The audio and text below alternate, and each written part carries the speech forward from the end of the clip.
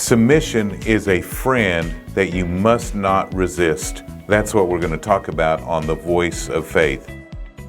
Today, I want to take you to 1 Peter chapter 5, verse 5. It says, "Likewise, you younger people, submit yourselves to your elders. Yes, all of you be submissive to one another. Be clothed with humility, for God resists the proud, but He gives grace to the humble." Now, let me just say this. God wants to grace us.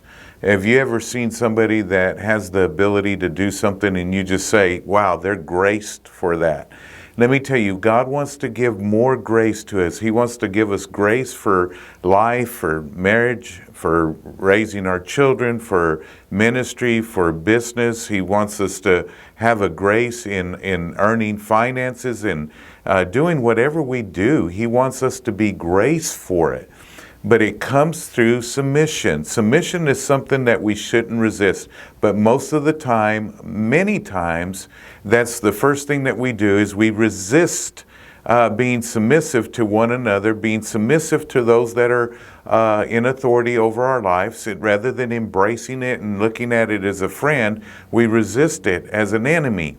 And the Bible tells us if we're going to be submissive, we're going to have to clothe ourselves with humility.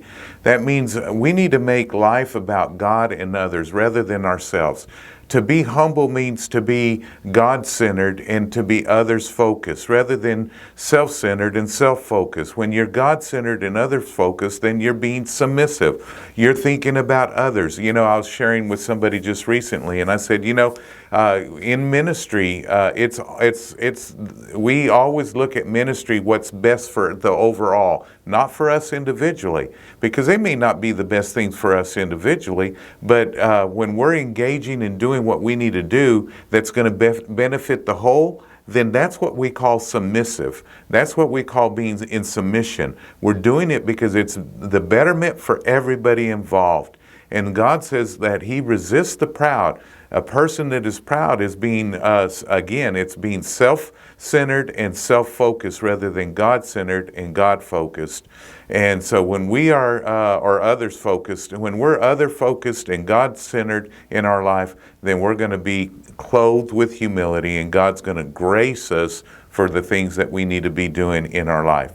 I love you. I hope that encourages you because I believe that many of you are striving in your business, you're even in your marriages, in your relationships, and it's because you're not drawing from the grace of God because you're just operating out of selfishness, operating out of self-centeredness, rather than God-centered and rather than others-focused. So I love you. I hope this helps you. God bless you. And don't forget, if you work the Word will work.